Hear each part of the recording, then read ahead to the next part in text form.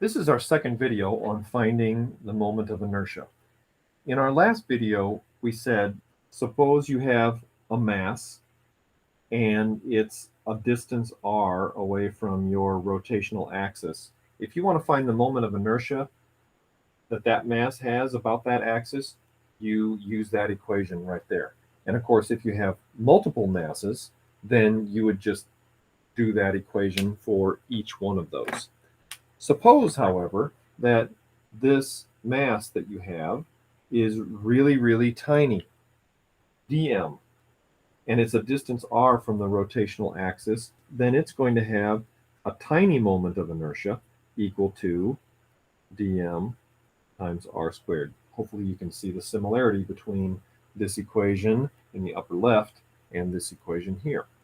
We could equally well write this equation with the r squared first. And I do that because that's how it's usually found in books. Now, if we had a bunch of these little masses, then we would need to add all these up. And if we add all these up, another way to write that is that the moment of inertia is going to be that right there. And this is what we have to do anytime our mass distribution is something continuous rather than discrete point masses. So let's use that relationship in finding the moment of inertia of this uniform rod about its center. The rod has a mass of m, it has a length of L, and its linear mass density is constant. Linear mass density is symbolized by lambda, and it is mass per length. So it would have the unit kilograms per meter.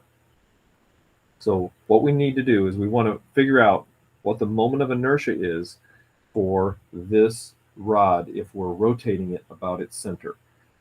This rod consists of a bunch of little dm pieces. There's one right there. And that dm piece is a distance r from the rotational axis, and it has a thickness much skinnier than I'm able to show here, and it has a thickness of dr. So what we want to do is we want to find this moment of inertia by integrating r squared dm. There are a couple of ways we can do this, but in the case of this symmetric example, I think what I want to do is I want to integrate from r is equal to 0 to r is equal to L over 2, and then I want to double that answer because the left and right sides are symmetric. Now the problem here is that this differential dm and these limits do not agree with each other.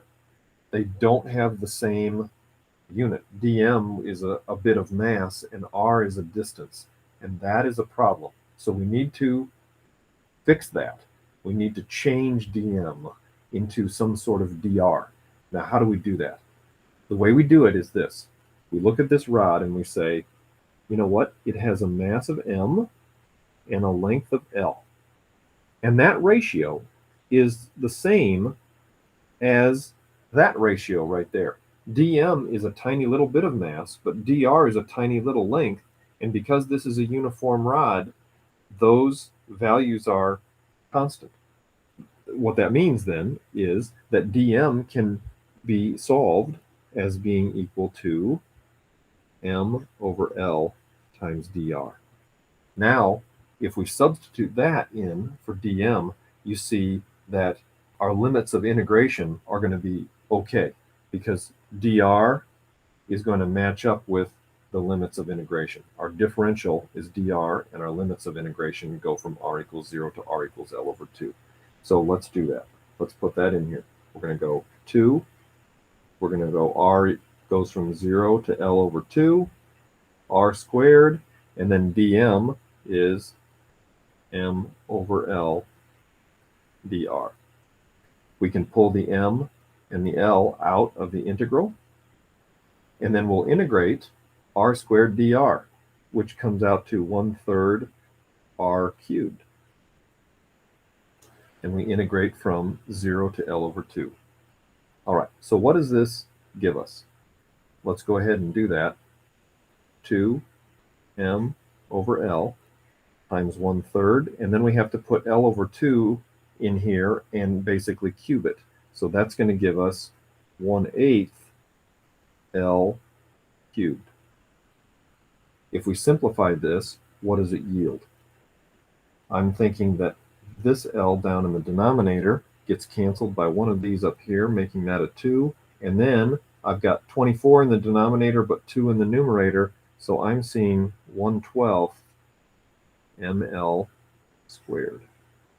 And that is the moment of inertia for a uniform rod about its central axis. 1/12 the mass of the rod times its length squared.